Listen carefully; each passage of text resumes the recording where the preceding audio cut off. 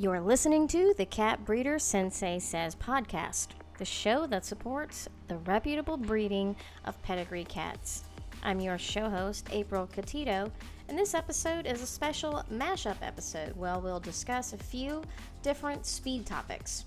The topics in this show are going to include being your own vet, early spay and neuter, emergency vet visits and what constitutes those, go-home bag ideas, and managing your data for your cattery.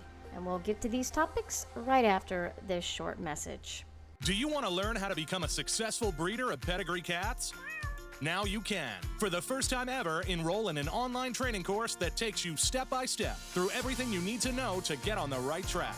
Visit catbreedersensei.com to sign up today and use code podcast21 to get $25 off. All right, we're back, and here is my disclaimer. Disclaimer. All of the information that you hear in this episode is based on my personal knowledge or my personal experience. You may certainly discover that you have a different experience than I do. The best way to do things is your way. Okay, so one of our first topics is going to be your own vet. And when I first started and I had some help from another breeder, she would always say that. She would always say, well, you have to be your own vet, and you have to be your own vet. And I didn't really know what she meant by that, but now I know what she means. It's really true. I mean, of course, we don't have degrees to be veterinarians, but when you're a pedigree cat breeder, you have to be able to diagnose common problems that come up in your cattery. Managing a multi-cat facility can be challenging. You know, their immune systems are vulnerable, and the feline husbandry has to be super on point. And even when all of that is top-notch, you're still going to deal with stuff. You're still going to have viruses and those sick kittens and URIs and diarrhea and these things that you're just going to have to treat. So instead of rushing to the vet every time you have a symptom that needs treatment, you got to be able to diagnose what this might be and treat those symptoms yourself, which means that you'll need your own pharmacy. And what I mean by that is just a little cabinet somewhere in your cattery that has some of your go-to medicines that you can treat some of these simple things for your cats and your kittens. So some of the things you want to include in your pharmacy is amoxicillin, which is a broad antibiotic, and you can do some research on dosage amounts and things that amoxicillin can treat and where to get amoxicillin without a prescription. Terramycin is ophthalmic antibiotic ointment for eyes if your cats or kittens get conjunctivitis or watery eyes. Terramycin is good to have on hand. Slippery elm bark is a natural supplement that you can use for upset tummies, both diarrhea and vomiting. It acts as a soothing mechanism and just kind of calms the stomach down if it's upset. Metronidazole is an antibiotic that is commonly used for diarrhea or GI issues. Probiotics are good to have on hand for digestion and upset tummies.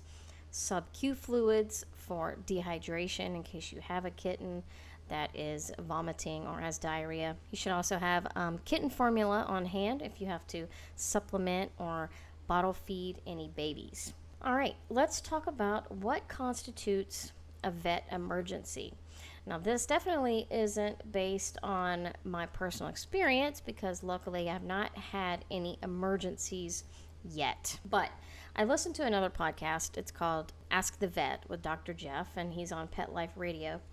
And he does telemedicine calls for patients. And that basically means that you can call him online through video using the internet and tell him what your pet is experiencing as far as symptoms, and he will basically tell you what he thinks might be wrong with your pet or your cat or your dog, and if he thinks you need to go to an emergency vet.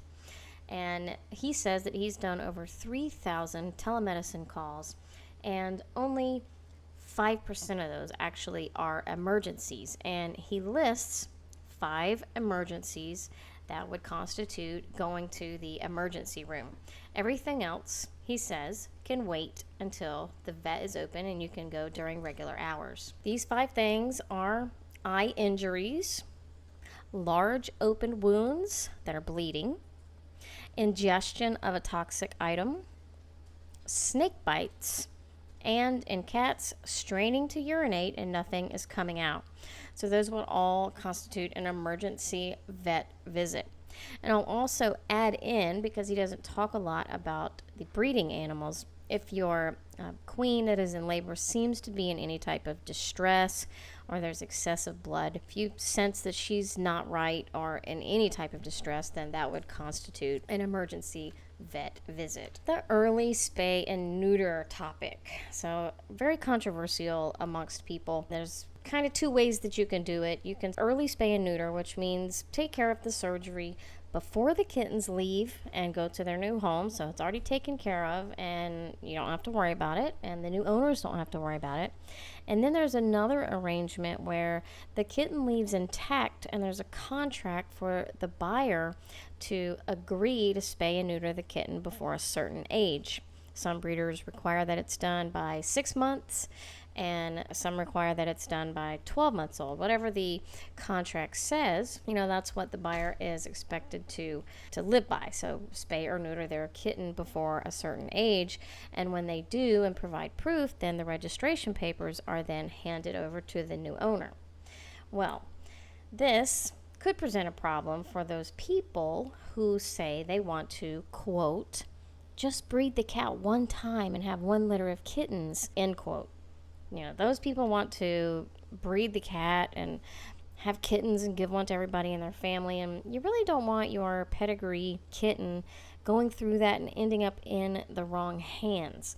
So you have to think about your pros and your cons when you're deciding whether to do early spay or neuter. I really would like to get a guest veterinarian on the show, so if you know one that might be willing to do an interview here and educate us on the risks and the rewards of early spaying and neutering, I'd love to have someone on just to kind of educate everyone that listens to the show on this topic, because it's arguable. I breed Maine Coons, which is a very large breed, and I see so many people that think you shouldn't early spay and neuter a Maine Coon because they are slow to mature and you should let them develop before you spay and neuter them. And I actually did my contract where the new owners agreed to spay and neuter before 7 months old, and I've not had a single issue with anyone. Of course, I pre-screen and vet my buyers very well, but that doesn't mean that one or two won't slip through the cracks. But so far, knock on wood, I've had no issues. And I just changed my policy where now they will be early spayed and neutered before they go home. And quite honestly, I feel way better about them just leaving, already spayed and neutered. I don't have to worry about it. Once they leave, I know it's taken care of. I don't have to follow up with the new owners and make sure they did it. I've had to kind of chase down a couple of people and say, hey, you agreed to do this by 7 months. You need to send me proof, and kind of nag a little bit. I didn't really like doing that.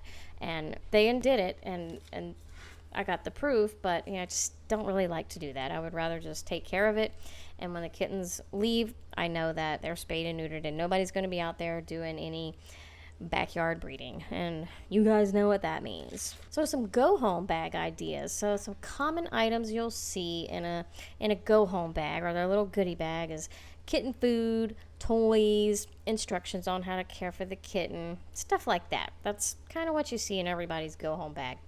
How about we throw something in for the owners, right? That's something that other breeders don't do. Most of the things are for the kitten and things for him to play with, but why not throw in a nice bottle of wine or a gift card and actually put a little tickler note in your file to send the kitty a birthday card every year to keep you in the owner's thoughts.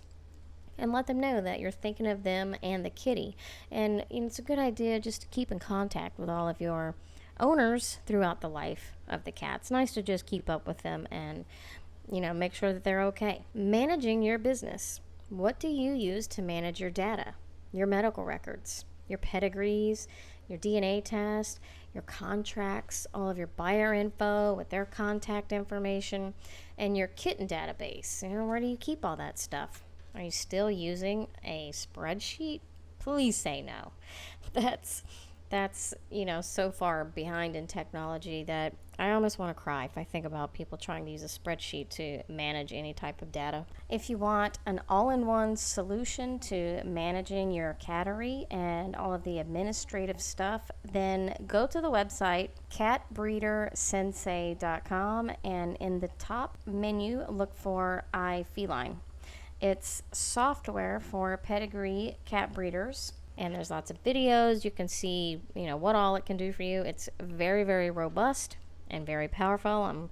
I'm not talking it up enough, believe me, what everything it can do, but just to kind of get you on a basic feature list, just see if it's something that you think will fit in your cattery. I think you will love it. I use it in my cattery and honestly couldn't remember anything without it. Well, that is it for our Mashup episode. I kind of like this. It was short and sweet and to the point and covered 5 actually really good topics and just was like a little, speed podcast. I like it. I'll probably do these, more often. Okay, you guys make good choices and be safe out there. I'll be seeing you later. Bye.